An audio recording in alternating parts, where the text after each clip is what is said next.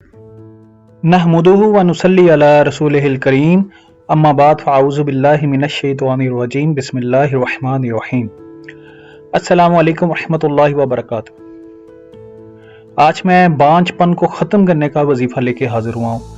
जो मेरी बहनें, जो मेरी बेटियाँ बांझपन का शिकार हैं, जिनको औलाद नहीं हो रही, काफ़ी अरसा से घरों में बैठी हुई हैं और औलाद से महरूम है।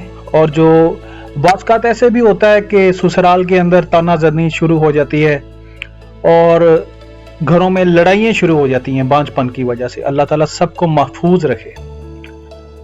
तो आप देख रहे हैं वसीम कादरी चैनल। मैं सूफ़ी मोहम्मद वसीम कादरी आपकी खिदमत में हाजिर हूँ। उम्मीद करता हूँ आप सब खैरियत से होंगे। अल्लाह ताला हम सब पे अपना फजल करम रखे। अगर आप हमारे चैनल पे नए हैं तो चैनल को सब्सक्राइब करें और वीडियो को ज़्यादा से ज़्यादा शेयर करें। अभी जो वजीफ़ा है वो आप नोट कर लें। आपने करना क्या है, आपने 3 खजूरें लेनी है। ये सिर्फ 7 दिन अमल करना है।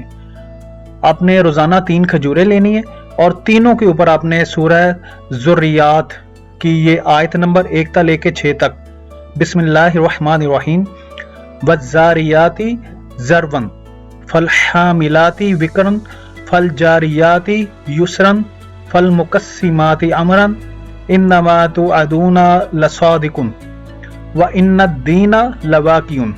तो ये आयत नंबर 1 से 6 है सूरह ज़ुर्रियात की। ये आपने रोजाना 3 खजूरों के ऊपर 100 मरतबा पढ़नी है। पढ़ने के बाद आपने दम करना है खजूरों के ऊपर और वो दम करके आपने तीनों खजूरें खा लेनी है।